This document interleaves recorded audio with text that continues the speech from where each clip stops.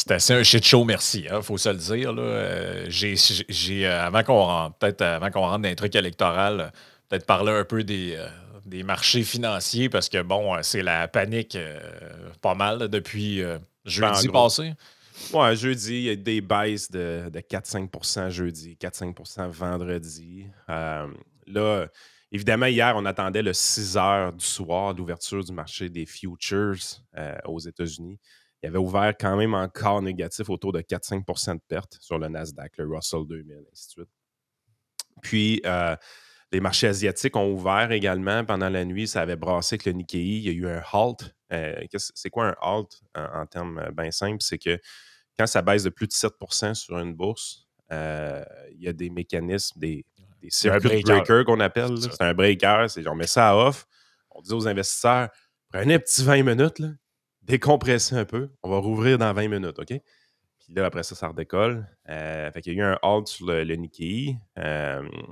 Au Japon, ça a mal été. À Hong Kong, ça a très mal été. Hong Kong, la bourse à Hong Kong est baissée de plus de 13 L'Europe ouvrait vraiment négatif à matin. Finalement, ça s'est recadré un petit peu quand même. Mais on est dans les 4 de perte en Europe. Ouais, 5 de perte en Europe sur certains indices. Pour l'instant, là, je vous dis ça, il est 8h18 le matin quand on enregistre. Je suis obligé de le spécifier parce qu'on est dans ce mode-là. Là. Ça bouge tellement que... Ben, les gens le voient là, sur l'écran, là, ça bouge en direct. Là, au moment où nous autres, on enregistre, c'est ça. Là. Ça peut arriver qu'à midi, les marchés soient verts. Là, à un moment donné, on est dans une situation où est-ce que là, on est en train d'équilibrer tout ça, de digérer les nouvelles, ainsi de suite.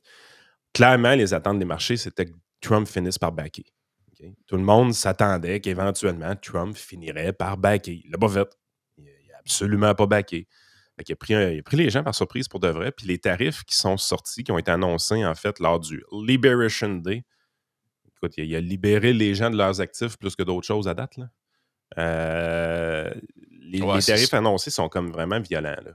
Puis l'espérance, là, il y a toutes sortes de théories. Là. Puis on vous invite à aller écouter. On a fait un live spécial vendredi dernier sur YouTube. Avec Denis Julien, justement. On vous invite à aller le réécouter si vous voulez, mais on a vraiment fait un tour là-dessus.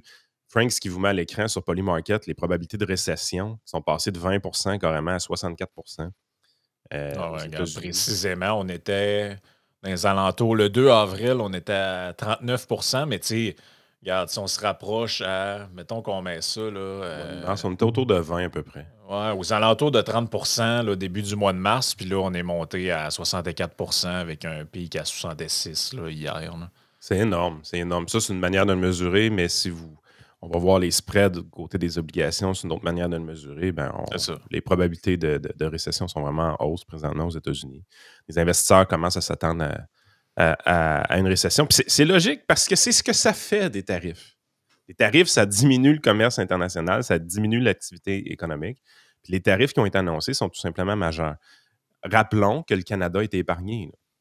Si vous regardez vraiment qui a été épargné dans les pays, il n'y a pas une tonne de pays qui ont été épargnés, mais le Canada et le Mexique en font partie. La Russie en fait partie également. C'est sûr qu'il y a une tonne de sanctions aussi qui s'appliquent déjà. Mais on est dans une situation où est-ce que le Canada a été épargné. Tu lis les journaux canadiens, puis c'est pas ça que tu sembles lire. Ouais, ça paraît pas quand tu lis ça ici. Là. Mais tous les autres pays, même l'île aux pingouins, elle n'a pas été épargnée. L'île au génie, elle a-tu été épargnée? Ouais, l'île aux rats a été épargnée aussi. Présentement, il y a un plus gros tarif sur l'île aux pingouins que sur l'île aux rats. OK, bon. Mais là, c'est un shit show complet. L'administration Trump disent que ce qu'ils veulent, c'est des affaires un peu comme Netanyahou avec Israël qui dit « Ah, nous autres, on est à zéro, fait qu'on s'attend d'être à zéro éventuellement. » Ou avec ce qui est sorti également, parce que ça, les marchés, les nouvelles canadiennes n'en parleront pas trop, là. Mais Milei, Javier, a été un des premiers pays à avoir une entente avec Trump pour amener ses tarifs à zéro et les tarifs américains à zéro, éventuellement. Fait que, tu sais, là, on nous market ça comme ça, c'est ça qu'il veut. Dans le fond, Trump, c'est un gars de libre-échange. Tout ce qu'il veut, c'est que ce soit à zéro des deux bords. J'y crois pas, parce que la formule qui a été utilisée réellement par Lutnick, il l'a sorti de son cul pour évaluer les tarifs qui étaient appliqués par les autres. C'est complètement de la foutaise. Il évaluait que le Vietnam chargeait un tarif équivalent à 90 alors qu'en réalité, c'est prouvé que c'est en bas de 9 .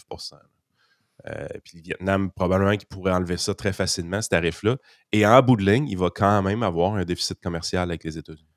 Non, c'est ça. C'est... Justement, on va y venir dans quelques instants à l'histoire du déficit commercial, là, une autre niaiserie. Là.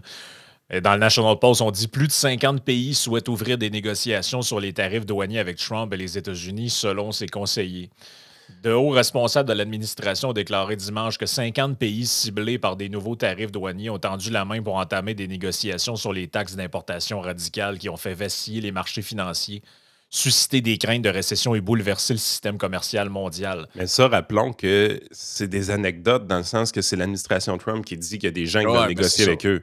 Parce que la réalité aussi de l'Union européenne, c'est qu'ils s'apprêtent à annoncer leur réciprocité eux autres aussi de leur côté.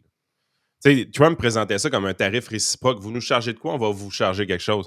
Mais finalement, la formule est tellement sortie du cul à Lutnick que les tarifs chargés par Trump sont beaucoup plus élevés que ce qui était chargé en Europe, par exemple. Fait que l'Europe va se revirer de bord puis va annoncer des nouveaux tarifs envers les États-Unis. D'une manière historique, Trump, c'est pas le premier président à annoncer des tarifs. Là. C'est arrivé souvent dans le passé. Et généralement, ça se passe tout le temps de la même manière. C'est une guerre commerciale, puis le pays qui reçoit les tarifs, ben, en applique lui-ci à son tour, de son côté. C'est comme si vous espérez que les pays se couchent tous puis se mettent à 0% de tarifs pour que Trump enlève le sien, ce qui, en bout de ligne, serait vraiment une bonne nouvelle, puis je serais vraiment d'accord avec ça, parce qu'en bout de ligne, si les deux pays enlèvent leurs tarifs, tout le monde est gagnant. Ça, c'est économiquement, c'est ça qui est souhaitable. Mais si vous pensez que c'est ça qui va arriver, ce serait comme de penser que tous les politiciens de la planète, à la tête de tous les pays de la planète, ont un jugement économique suffisant pour comprendre qu'il faut qu'ils mettent leurs tarifs à zéro. Historiquement, c'est jamais ça qui arrive. Ils tombent dans le charabia de la guerre commerciale, la rhétorique de la guerre commerciale. Ils vont pomper le chess, eux autres aussi, puis ils vont appliquer des tarifs aussi envers les États-Unis. C'est ça qui va arriver. C'est ça qui est toujours arrivé dans le passé, toutes les fois qu'une guerre de tarifs a été implantée. Ah, puis tu sais, tu t'attaques à des. En plus, à des. Moi, ce que je comprends pas là-dedans, dans tout ça, là, c'est que tu. Je veux dire, je comprends pas la stratégie de base là-dedans, si stratégie il y a, mais ce que je comprends encore moins, c'est le fait de t'attaquer à des alliés naturels, comme par exemple ce qui est écrit là-dedans. La première ministre italienne Giorgia Meloni a quant à elle déclaré qu'elle désapprouvait la décision de Trump, mais qu'elle était prête à déployer tous les outils de négociation et économique nécessaires pour soutenir nos entreprises et secteurs susceptibles d'être pénalisés. T'sais, Giorgia Meloni, là, c'est une alliée de Trump. Là. Elle était à l'inauguration, elle était... elle a jamais fait de sortie contre lui spécifiquement, elle a toujours été comme c'est correct, c'est lui. Puis, ça, c'était des alliés naturels. Je pense que, mettons, en Hongrie, Orban, c'est un allié naturel. Il y en a quelques-uns, il n'y en a pas tant que ça, mais il y en a quelques-uns, tu dis ça, c'est du monde.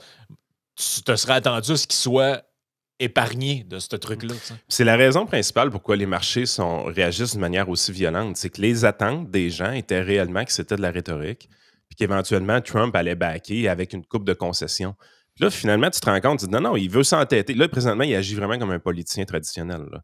Il s'entête à montrer qu'il a raison. Mm-hmm. La bonne nouvelle, entre guillemets, je trouve, c'est que là, il a fait sortir Lutnick dans les médias, il a fait sortir Navarro dans les médias, rien qu'en masse. Même Bassant est sorti dans les médias. Bassant n'est pas un pro-tarif tant que ça.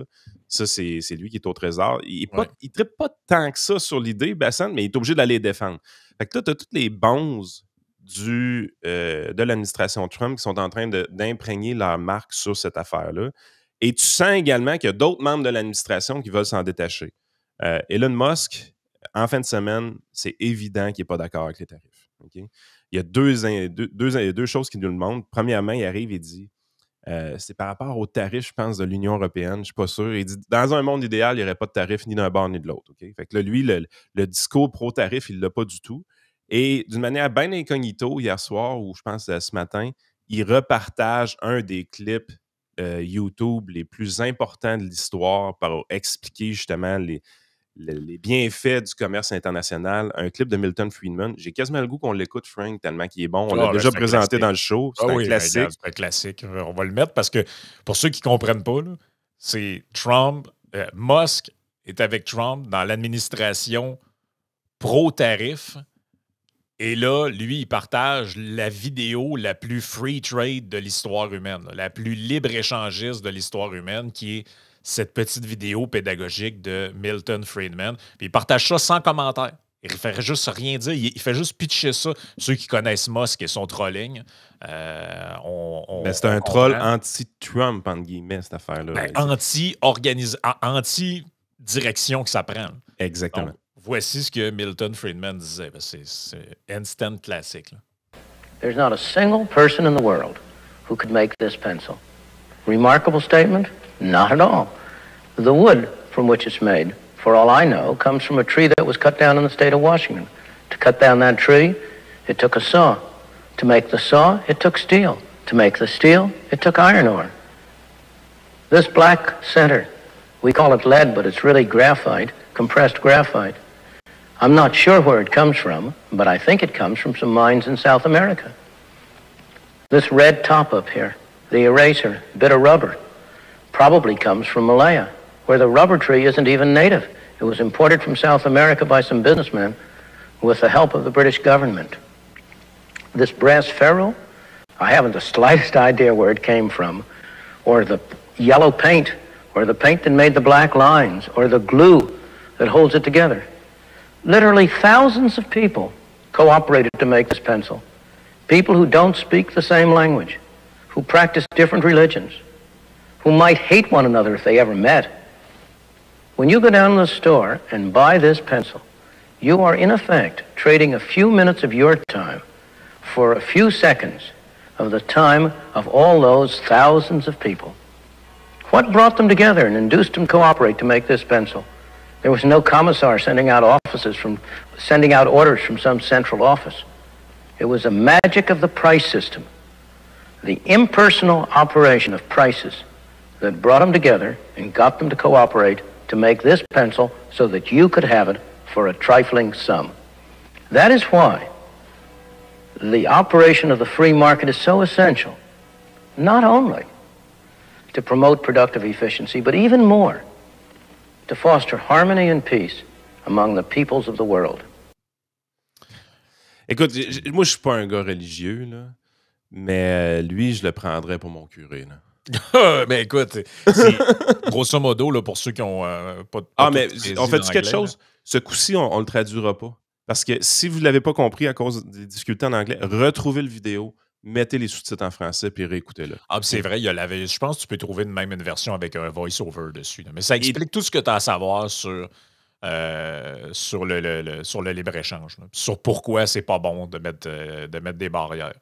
Et on est à des années-lumière de... attends une seconde, Trump, là, ce bout-là, il ne comprend pas, mais Musk le comprend bien. Puis Musk, partagez ça, c'est gros. Là. Si vous ne voyez pas une nouvelle dans cette affaire-là, là, vous ne verrez jamais rien. Si vous comprenez la façon d'Elon Musk d'agir, puis c'est quand même une bonne façon. Il n'a pas été virulent envers l'administration Trump, il n'a pas attaqué de front l'administration Trump, mais il marque clairement son désarroi ou son désaveu. Ces jours sont probablement comptés dans l'administration Trump, c'est assez évident. Je pense que c'est une des raisons pourquoi il y a des gens qui se mettent à attaquer beaucoup le Doge comme initiative. Mais je pense que ça achève. Là. Le mariage Musk-Trump est sur la fin, puis c'est les tarifs qui vont l'avoir brisé carrément. D'ailleurs, les histoires là, je fais une brève parenthèse, là, mais les histoires de gens qui sont... Tu sais, je peux comprendre que des Québécois n'aiment pas Donald Trump. Là, ça, c'est correct. Là, c'est bien normal. Là. Mais c'est quoi l'histoire de la folie au Québec contre Elon Musk? Là? C'est quoi qui vous a fait au juste, Elon Musk? On peut-tu le savoir? Je comprends pas. Ben, il était avec le gros orange. Mais là, tranquillement, pas vite, tu vois qu'il est en train de se séparer. Là, t'sais. Ouais, mais tu sais, c'est comme s'il leur avait fait quoi, genre, personnellement? Rien. Là, on voit des articles de même là, dans le Journal de Montréal, là, genre un couple qui témoignent qu'ils se sont fait vandaliser leur Tesla lors d'une manifestation. Parce que là, à Montréal et compagnie, là, il y a des manifestations contre Elon Musk. C'est n'importe quoi. On dit la manifestation Trans Day of Vengeance. Ouais. C'est quoi ça? Qu'est-ce que Musk vient faire dans la journée de la vengeance trans? C'est de quoi qu'on parle? Mouvement anti-Musk. Tu sais, que quelqu'un soit anti-Trump, tu te dis, ben, c'est le président des États-Unis, l'autre, il fait des chars puis il envoie des fusées dans l'espace. C'est quoi l'histoire d'être... OK, tu peux dire, le gars, sa face me revient pas, je trouve qu'il est weird, mais pourquoi faire une manifestation contre lui? C'est quoi qui vous a fait, à part canceller des abonnements débiles dans des ministères américains? Il a fait quoi, au juste?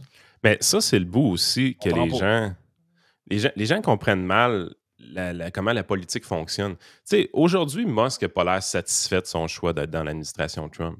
Mais ça reste quand même que si tu reportes à il y a 6 mois, à il y a 8 mois, il était content de voir Trump rentrer. Il travaillait fort pour faire rentrer Trump parce qu'il y avait une idée, il y avait le Doge en tête, il voulait aller brasser la cage, il voulait aller faire du ménage.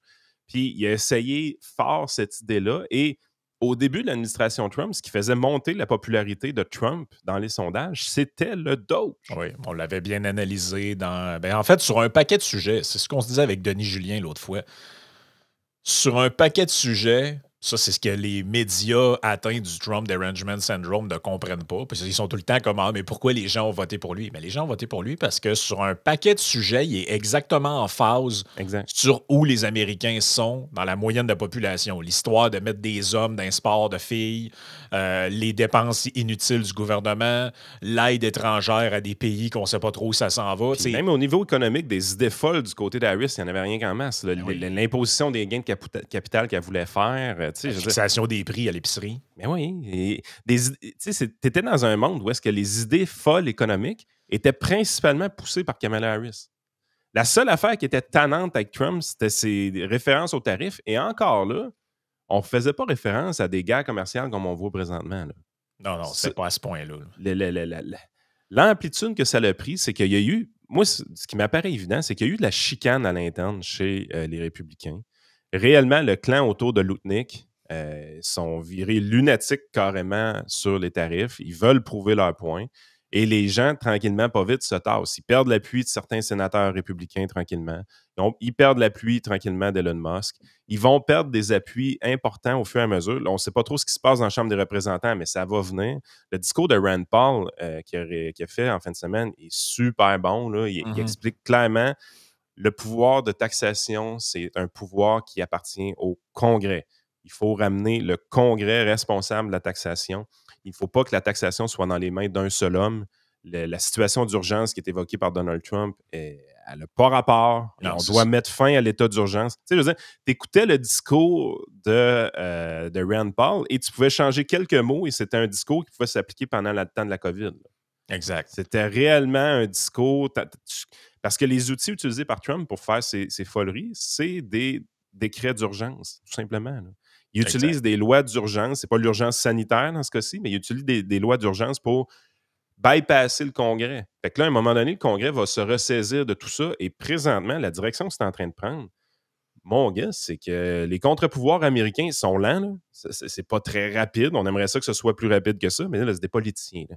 Tout se fait au ralenti. Ils doivent mesurer leur appui, mais mon guess, c'est qu'on est à quelques semaines à ce que Trump se fasse enlever ces pouvoirs-là spéciaux entre les mains. Oui, probablement. Donc, le voici qui commande. Là, je vous en avais déjà parlé de ça. Là, je ne comprends pas trop ce nouveau setup-là. C'est qu'à tout bout de champ, il est dans Air Force One, la petite main à côté sur le cadre de porte, puis on ne comprend pas trop ce qu'il dit. Là. Mais donc, c'est ça. On lui pose la question concernant, justement, l'histoire des tarifs. Là. Talked to a lot of leaders this weekend. Can you tell us, sir, were there any deals made? I spoke to a lot of leaders, European, Asian, from all over the world. They're dying to make a deal. But I said, we're not going to have deficits with your country. We're not going to do that because to me a deficit is a loss. We're going to have surpluses or we're at worst going to be breaking even. Donc, c'est ça qui est stupide dans son affaire. Non, c'est carrément cave, ça. Parce que s'il arrive, il dit... Mettons qu'il arrive et il dit le but, c'est d'avoir 0 tarif.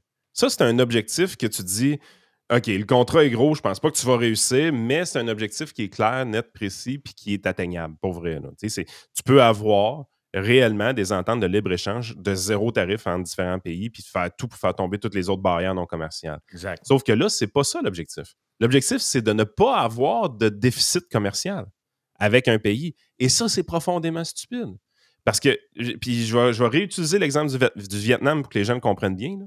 Le Vietnam ne pourra jamais avoir un déficit commercial envers les États-Unis ou les États-Unis ne pourront jamais avoir un surplus commercial avec le Vietnam. Non. Parce que ce n'est pas un marché de consommateurs, le Vietnam. C'est un pays pauvre, en voie de développement. Exact.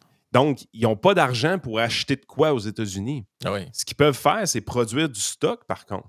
Puis, il y a un des vidéos de Loutnik en fin de semaine qui est sorti, qui est tout simplement lunaire. Là. Il parle des téléphones de iPhone, puis il dit là, les petites vis là, qui sont à visser, là, pas obligé de faire visser ça dans les autres pays. On devrait tout ramener ça aux États-Unis, puis éventuellement, on va les visser nous-mêmes aux États-Unis. Là, les gens disent hey, vous êtes malhonnêtes. Ce qu'il dit réellement, c'est qu'on va automatiser tout ça avec notre savoir aux États-Unis. Mais tu sais, je veux dire, Apple, là, il y a une raison pourquoi ils ne construisent pas leur téléphone avec des robots. Là. Pensez-vous réellement que c'est ça qui va arriver? Là, on va fermer, on va enlever la job à des milliers de gens dans les pays en voie de développement pour ramener la production de iPhone aux États-Unis, puis ça va être des robots qui vont en construire.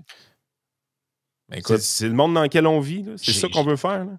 J'ai fait l'analogie, puis je ne suis pas sûr qu'il y a tant de monde que ça qui l'ont compris, là, mais quand j'ai passé dans le Libre Podcast avec Jérôme Blanchet-Gravel puis Francis Denis, je disais l'histoire des tarifs, là, ils essaient de faire la même chose dans un autre niveau qu'ont essayé de faire les tenants du net zéro, Trudeau, Legault et compagnie, c'est-à-dire de dire aux compagnies, vous êtes trop caves pour savoir quoi faire. Exact. Nous, les politiciens, on va vous dire comment vous devriez faire. Fait que là, dans le cas de Trump, Loutnik et compagnie, c'est de dire Apple, Microsoft, Tesla, whatever la compagnie, vous êtes trop épais pour comprendre que vous devriez produire ici, puis vous devriez faire ci, vous devriez faire ça, puis vous devriez prendre des vis américaines plutôt que des vis européennes ou taïwanaises. Donc, voici ce que vous devriez faire. Mais c'est quoi la différence entre ça et Fitzgibbon, Legault, Trudeau qui arrive et Biden qui arrive en disant aux entreprises, vous n'avez pas compris hein, qu'il faut que vous arrêtiez de faire des chars à essence.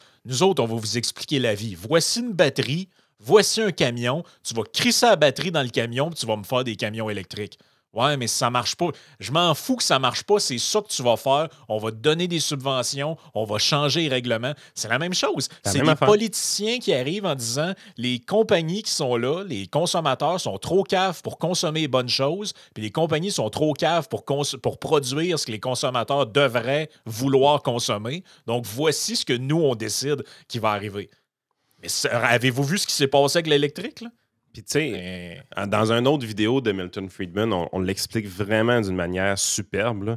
C'est que la journée que les gens au Vietnam reçoivent des dollars américains pour les chaussures qu'ils nous ont vendues, en réalité, c'est plus Nike qui a versé des salaires à ses employés.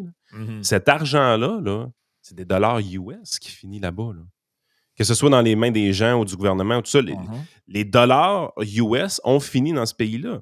Donc, de leur côté, ils peuvent éventuellement retourner aux États-Unis cet argent-là pour acheter des trucs de leur bord. On sait que ce n'est pas ça qui arrive avec le Vietnam. Mais ils peuvent consommer de toutes sortes de façons dans leur coin de pays. Puis ils peuvent acheter du stock en Chine, ils peuvent acheter du stock au Bangladesh, peu importe. Mais éventuellement, cet argent retrouve son chemin vers les États-Unis. Parce que c'est des dollars américains qui ont été envoyés là-bas. Donc, ça finit par revenir. Puis ça peut revenir sous forme de réserve monétaire, où est-ce qu'ils ont acheté de la dette américaine ou des trucs comme ça. Mais je veux dire, avoir un déficit commercial en économie n'a jamais été un problème. Non, ça existe. En fait, c'est ça, c'est que ça n'existe pas. Ça existe uniquement parce que nos transactions se font en argent. C'est ce que je disais l'autre fois. Si on était dans une économie où on échange des biens pour des biens, personne ne parlerait de ça parce que tu dirais, ben oui, mais les Américains au Vietnam, ils ont donné 50 caisses de cartouches de munitions en échange de 50 boîtes de chaussures ou whatever. Fait qu'on dirait, ben c'est un échange, c'est win-win. Mais comme ils ont donné de l'argent pour ces trucs-là, on disait, il y a un déficit commercial. L'autre, il n'a pas acheté, il a juste pris l'argent. Ouais, mais c'est la même chose. Puis, tu sais, le bout où est-ce qu'on a de la misère à comprendre aussi, puis je sais d'où c'est que ça vient. Écoute, un devoir de philosophie que je fais quand j'étais au cégep. Ça date, là, ça fait plusieurs années. À cette époque-là, la question qui était posée, Nike utilise des enfants pour construire des chaussures à faible prix dans des pays en voie de développement. Est-ce qu'on devrait boycotter Nike? Ça, c'est une question que j'avais à répondre au cégep en 2000 mots, je pense, ou 1500 mots, je ne me rappelle plus trop, dans un devoir de philosophie. Je suis le seul dans la classe qui a dit que c'était cave, le boycott. Je suis le seul qui a fait une dissertation. Puis là, dans ce temps-là, là, j'étais encore péquiste. Là. Je ne savais même pas que j'étais de droite. Je ne savais même pas que j'étais un pro-libre-échange. Je n'avais jamais lu un esti de livre là-dessus. Mais moi, tout ce que j'avais compris, c'est de dire, on trouve peut-être ça débile qu'un enfant de pays de développement soit obligé de travailler pour survivre. Mais la journée qu'on lui enlève sa job, je pense qu'il est plus dans la merde qu'il était avant. Ben oui, c'est sûr. Tu le condamnes probablement à mourir. Tu sais, je veux dire, comprenez-vous ce qui se passe? Mais ça a toujours été dans le psyché de la population générale de dire que le boycott de Nike serait une bonne idée parce que c'est pas drôle, ils font travailler des jeunes enfants. Là, on a vécu dans un monde de surconsommation où est-ce qu'on faisait semblant que ça n'existait pas. Mais on savait que nos chaussures, en fait, étaient faites par des enfants avec de la colle dans des sweatshops. On savait que c'était ça. On fait semblant de ne pas le voir. Mais ça, il y a des groupes de gauche qui disent hey, ça, c'est pas correct, c'est pas correct, c'est pas correct. OK, c'est quoi l'alternative? De ramener les sweatshops aux États-Unis? Tu sais, c'est quel Américain qui a le goût d'aller travailler dans un sweatshop? Ouais, puis c'est quel Américain qui a le goût de payer ses chaussures 400$? Ben, c'est ça. C'est ça l'affaire aussi. Puis ça, c'est l'autre grande hypocrisie. Si vous décomposez le prix d'une chaussure Nike, là, la chaussure comme telle coûte à peu près entre 10 et 20$. Gros maximum. Tout le reste de l'argent va dans les mains du marketing, des athlètes professionnels qui ont endorsé la marque, puis de la recherche et développement qui a été mis dans la chaussure. Christy, on achète des shoes à 250$. Ça a coûté 20$ à faire au Vietnam. On lui a donné 20$. Le reste du 220$, là, il a été dépensé aux États-Unis. Il est dans les poches à Michael Jordan. Il est dans les poches à Tiger Woods. Il est dans les poches de l'équipe de marketing. Il est dans les poches des scientifiques qui ont fait la recherche et le développement derrière la chaussure. C'est là qu'elle est l'argent. Elle n'est pas au Vietnam tant que ça. Là. Ah non, elle n'est pas au Vietnam. Mais là, ce qu'on nous dit, c'est que là, le problème dans l'histoire, c'est les enfants au Vietnam qui travaillent pour construire les chaussures. C'est ça le problème. On va tout ramener ça aux États-Unis. Voyons, Chris, qu'est-ce que c'est ça? Non, c'est n'importe quoi. Juste avant qu'on termine, parce que je pense que j'ai un très bon texte à partager aux auditeurs. On va faire ça assez rapidement.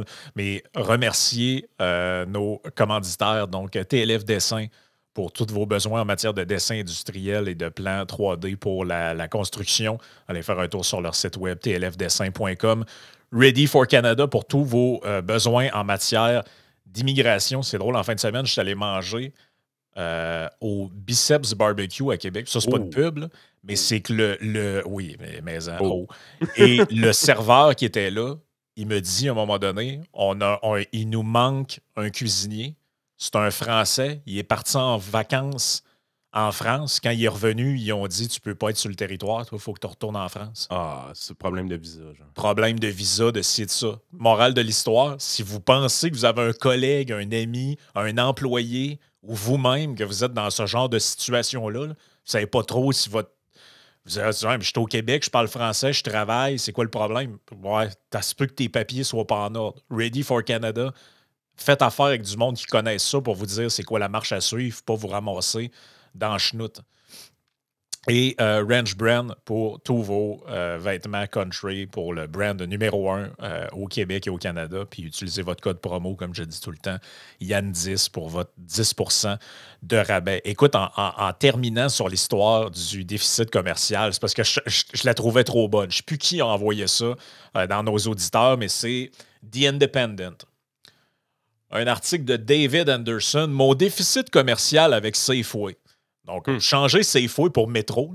C'est au IGA ou l'épicerie de votre choix. Et lui, il dit, ma femme et moi dépensons 400$ par mois en courses chez Métro. On va le mettre en termes québécois pour qu'on se comprenne. Notre supermarché local. Pourtant, ces voyous de Métro n'achètent rien chez nous. Notre déficit commercial annuel avec Métro dépasse 5000$. Ça vous paraît absurde? Ben, ça devrait l'être. Dans une économie où on achète de millions de fournisseurs, l'idée que je doive dépenser pour les produits d'une entreprise exactement ce qu'elle dépense pour les miens est absurde. La plupart d'entre nous accumulons des déficits commerciaux annuels plus importants avec des centaines d'entreprises. Si nous sommes salariés, notre employeur a un déficit commercial avec nous. Ben oui. Pourquoi même mentionner cela? Parce que la personne la plus importante qui ne comprend pas les déficits commerciaux est le président des États-Unis. Lorsque Trump se plaint du commerce avec le Canada et le Mexique, il ne se limite pas au fentanyl et à l'immigration clandestine. Il se plaint souvent que les Canadiens et les Mexicains nous vendent plus en dollars que nous n'achetons à leurs compatriotes. Le 12 mars, il s'est plaint au premier ministre irlandais du déficit commercial avec l'Irlande. Il n'y a aucune raison pour que nous achetions autant que les autres pays. Donald Trump affirme que le Canada et les États-Unis nous arnaquent. Et sa preuve absolue, ce sont les déficits commerciaux. Mais quand j'achète au Canada et au Mexique, je ne me fais pas arnaquer. Si c'était le cas, je n'achèterais pas. C'est ça. Une autre façon de comprendre l'absurdité de l'utilisation du déficit commercial est de réfléchir à notre réaction en cas de baisse des prix. Imaginez que les prix de tous les biens que nous achetons au Mexique baissent de 5 %. Comment cela pourrait-il se produire? Imaginons que la valeur du peso baisse de 5 %. Imaginez également que nous ayons ce que les économistes appellent une demande élastique pour les biens mexicains et que notre élasticité de la demande soit de 2. Cela signifie que lorsque les prix baissent de 1 %, nous achetons 2 % de plus. Lorsque les prix baissent de 5 %, nous achetons 10 % de plus. Nous achetons donc 10 % de biens physiques en plus et payons 5 % de moins par article. Cela signifie que nous dépensons 5 % de plus au total en importation mexicaine. Si vous pensez que les déficits commerciaux sont néfastes, vous ne l'appréciez pas car le déficit commercial a augmenté. Pourtant, nous avons obtenu une meilleure affaire de 5 %. Aucun client de métro ne se leurrerait en pensant que si ce magasin baisse ses prix de 5 %, il est moins bien loti. Exact. Le même principe s'applique aux Américains qui achètent au Mexique. La mesure de notre gain en achetant des importations est la différence entre le maximum que nous sommes prêts à payer et le montant que nous payons effectivement. Les économistes appellent ça l'excédent du consommateur. Lorsque le montant que nous payons diminue, notre excédent du consommateur augmente, nous nous en sortons mieux, quel que soit le déficit commercial.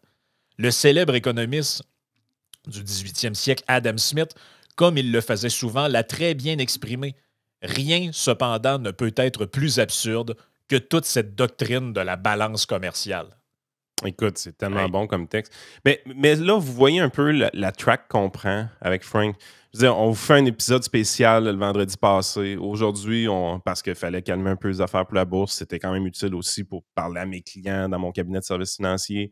Là, on arrive, on prend le temps de voir des vidéos de Friedman des années 70-80. Puis les gens, là, c'est beau déchirer sa chemise, dire que Trump, c'est un cave, puis tout.